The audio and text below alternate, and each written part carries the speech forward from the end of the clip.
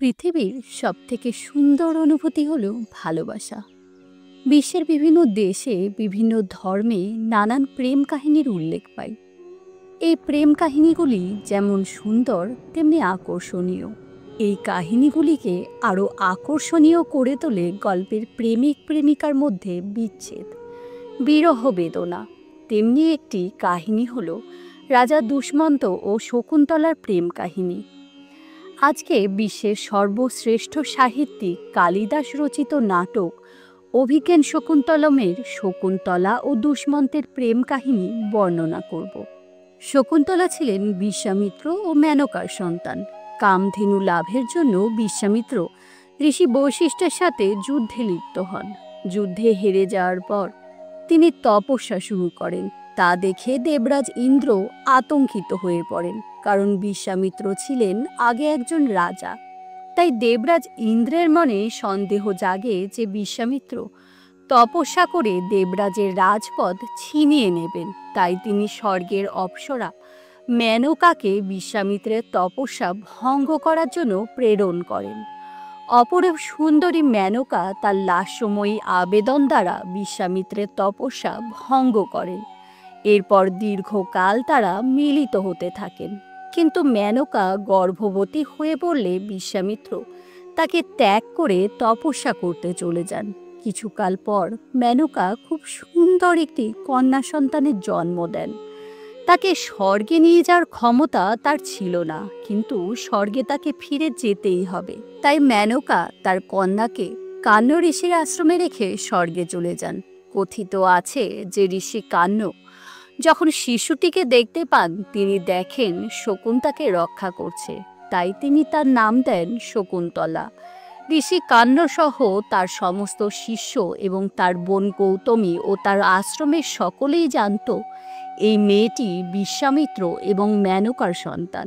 দেখতে দেখতে শকুন্তলা সেই আশ্রমে বড় হতে লাগল। যৌবনে তিনি অতীব সুন্দরী হয়ে ওঠেন। এই সময়ে হস্তিনাপুর রাজ্যটি রাজা দুষ্মন্তের শাসনের অধীনে ছিল। রাজা দুষ্মন্ত ছিলেন একজন আদর্শ শাসক। একবার পশু শিকার করতে গিয়ে তিনি কান্য মুনির আশ্রমের সীমানায় চলে আসেন। মুনির আশ্রমে সেই স্থানকে বলা হতো তপবন। সেখানে পশু হত্যা করা ছিল নিষিদ্ধ। তখন কান্য ঋষির একজন শিষ্য তাকে বলেন, মহারাজ, আপনি কান্য ঋষির আশ্রমের সীমানায় আছেন। এখানে এই প্রাণীটিকে হত্যা করা যাবে না। রাজা তখন ঋষির সাথে দেখা করতে চাইলে সেই শিষ্য জানান, কান্য ঋষি এখন এখানে উপস্থিত নেই। তিনি আশ্রমের দায়িত্বে কন্যা শকুন্তলার হাতে তুলে দিয়ে তীর্থযাত্রায় গিয়েছেন। আপনি চাইলে তার সাথে দেখা করতে পারেন। রাজা তখন তার সমস্ত রাজকীয় পোশাক ও অস্ত্র খুলে রেখে আশ্রমের ভিতরে প্রবেশ করলেন। আশ্রমের দিকে এগিয়ে যেতেই তিনি মহিলা কণ্ঠস্বরে শকুন্তলার নামটি শুনতে পেলেন। সেই দিকে তাকাতেই দুষ্মন্তের চোখ পড়ল শকুন্তলার দিকে। অপরূপ সুন্দরী শকুন্তলার প্রথম দর্শনেই তার প্রতি প্রণয়াসক্ত হয়ে পড়েন তিনি। শকুন্তলা তখন তার প্রিয় সখী অনুসোয়া ও প্রিয়ংবদার সঙ্গে সময় কাটাচ্ছিল। ঠিক তখনই একটি ভ্রমর এসে শকুন্তলার আশেপাশে ঘুরতে থাকে। আর সেই ভ্রমরের হাত থেকে শকুন্তলাকে রক্ষা করার অছিলায় দুষ্মন্ত তাদের কাছে এসে তাদের সাথে কথা বলেন। তার কথাবার্তা ও চেহারা দেখে তারা বুঝতে পারল দুষ্মন্ত রাজ পরিবারের সদস্য। এরপর দুষ্মন্ত সেখানে কিছু দিনের জন্য থেকে গেলেন। এই সময় শকুন্তলা ও দুষ্মন্ত একে অপরকে ভালোবেসে ফেলেন। দুষ্মন্ত শকুন্তলাকে বারংবার গান্ধর্ব বিবাহের জন্য অনুরোধ করতে থাকেন, কিন্তু শকুন্তলা পিতার অনুপস্থিতিতে বিবাহ করতে রাজি হননি। দুষ্মন্ত শকুন্তলার থেকে জেনেছিলেন তিনি মেনকা ও বিশ্বামিত্রের সন্তান। বিশ্বামিত্র প্রথম জীবনে একজন রাজা ছিলেন, তাই তিনি বলেন শকুন্তলাও ক্ষত্রিয় কুলজাত, সুতরাং গান্ধর্ব বিবাহে তার কোনো বাধা নেই। অতঃপর তাদের বিবাহ হয়ে যায় এবং তারপর দুষ্মন্ত নিজ রাজ্যে ফিরে যান। যার আগে তিনি শকুন্তলাকে একটি আংটি দিয়ে যান এবং কথা দেন খুব শীঘ্রই তিনি তাকে তার উপযুক্ত সম্মানের সাথে নিজ রাজ্যে নিয়ে যাবেন। দুষ্মন্ত চলে যাওয়ার পর শকুন্তলা তার চিন্তায় সবসময় মগ্ন থাকতেন। এমন সময় একদিন সেই আশ্রমে দুর্বাসা মুনি আসেন। তিনি শকুন্তলাকে বেশ কয়েকবার ডাকেন, কিন্তু শকুন্তলা দুষ্মন্তের চিন্তায় এতই মগ্ন ছিলেন যে তার আহ্বান তিনি শুনতে পাননি।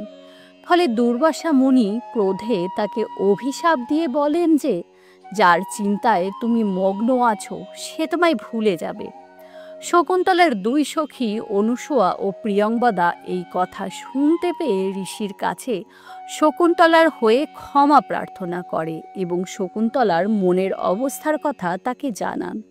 তখন দুর্বাসা মুনি তাকে বলে যে অভিশাপ তো ফিরিয়ে নেওয়া যায় না, তবে শকুন্তলা যদি দুষ্মন্তরকে ভালোবাসার কোনো চিহ্ন দেখাতে পারে তবে দুষ্মন্তের তার কথা মনে পড়ে যাবে। এই সম্পূর্ণ ঘটনাটি অনুসূয়া প্রিয়ংবদা শকুন্তলার কাছে লুকিয়ে রাখে। এমতাবস্থায় কান্যমুনি আশ্রমে ফিরে আসেন এবং তিনি তার দিব্য শক্তি বলে শকুন্তলার বিবাহ সম্পর্কে অবগত হন। এমন সময় শকুন্তলা সন্তান সম্ভবা হয়ে পড়েন। তখন কান্যমুনি তাকে রাজা দুষ্মন্তের রাজ্যে পাঠানোর ব্যবস্থা করেন, কারণ আশ্রম ত্যাগ করার পর রাজা দুষ্মন্ত শকুন্তলার কোনো খবরই নেননি। ফলে আশ্রমের কয়েকজন সন্ন্যাসী এবং কান্যমুনির বোন গৌতমীর সঙ্গে শকুন্তলাকে দুষ্মন্তের রাজ্যে পাঠানো হয়।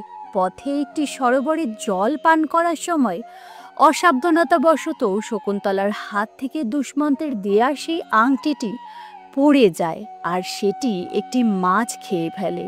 এদিকে শকুন্তলা যখন দুষ্মন্তের রাজ্যে গিয়ে নিজের পরিচয় দিয়ে বলে যে সে রাজা দুষ্মন্তের স্ত্রী এবং তার হবু সন্তানের মা, তখন দুষ্মন্ত তাকে চিনতে অস্বীকার করে। শকুন্তলা যখন সেই আংটিটি দেখাতে যাবে তখন সে লক্ষ্য করে যে তার হাতের মধ্যে সেটি নেই। ফলে তাকে অপমানিত হয়ে সেখান থেকে ফিরে যেতে হয়। এদিকে গৌতমী ও সন্ন্যাসীরাও তাকে আশ্রমে ফিরিয়ে নিয়ে যেতে অস্বীকার করে। ফলে শকুন্তলা খুবই হতাশ হয়ে পড়েন। শকুন্তলার মা মেনকা অন্তরালে থেকে সবই প্রত্যক্ষ করছিলেন। নিজ কন্যার এই অসহায় অবস্থা দেখে তিনি শকুন্তলাকে নিয়ে চলে যান মারিচ মুনির আশ্রমে। এর কিছুকাল পর দুজন রক্ষী একজন জেলেকে চুরির দায়ে রাজপ্রাসাদে নিয়ে আসে। সেই জেলে একটি অমূল্য আংটি বাজারে বিক্রি করছিল এবং সেই আংটিটি ছিল রাজা দুষ্মন্তের। জেলেটি রাজাকে জানায় যে সে এই আংটিটি চুরি করেনি, বরং একটি মাছের পেট থেকে সেটি পেয়েছে। এই আংটিটি ছিল শকুন্তলার, যেটি রাজা দুষ্মন্তর তাকে উপহার দিয়েছিল। আংটিটি দেখে রাজা দুষ্মন্তের শকুন্তলার কথা মনে পড়ে যায় এবং নিজ কার্যের জন্য তার অনুশোচনা হতে থাকে। কিছুকাল পরে রাজা দুষ্মন্তের কাছে ইন্দ্রলোক থেকে একটি আমন্ত্রণ আসে। স্বর্গলোকে অসুরদের আক্রমণ প্রতিহত করার জন্য তাকে আমন্ত্রণ জানানো হয়। আমন্ত্রণ পেয়ে তিনি স্বর্গলোকে যান এবং অসুরদের প্রতিহত করেন। অতঃপর পৃথিবীতে ফিরে আসার সময় তিনি মারিচ মুনির আশ্রমে যান তার আশীর্বাদ গ্রহণের জন্য। সেখানে এসে তিনি একটি বালককে দেখতে পান যে সিংহ শাবকের সঙ্গে খেলা করছিল। তার হাতে একটি মন্ত্রপুত ধাগা বাঁধা ছিল, যেটি খুলে পড়ে গেছিল। এমন সময় সেখানে আশ্রমের একজন সন্ন্যাসিনী এসে তাকে বলল, তোমার হাতের ওই মন্ত্রপুত ধাগাটি কোথায় গেল? ওটি হাতে না থাকলে তোমার বিপদ হতে পারে। এমন সময় দুষ্মন্তর দেখতে পেল পাশে ওই ধাগাটি পড়ে আছে। সেটিকে সে তুলে নিয়ে ওই বালকটির হাতে পরিয়ে দিল। সন্ন্যাসিনী তাকে এই কাজে বাধা দিতে যাবে, কিন্তু তার আগেই সবকিছু ঘটে গেল। ঘটনার আকস্মিকতায় সন্ন্যাসিনী অবাক হয়ে গেল এবং সে বলল, এই ধাগা মন্ত্রপুত এবং এই শিশুর মাতা পিতা ছাড়া অন্য কেউ যদি একে স্পর্শ করে সঙ্গে সঙ্গে তার মৃত্যু হবে, কিন্তু আপনার কেন কিছু হলো না?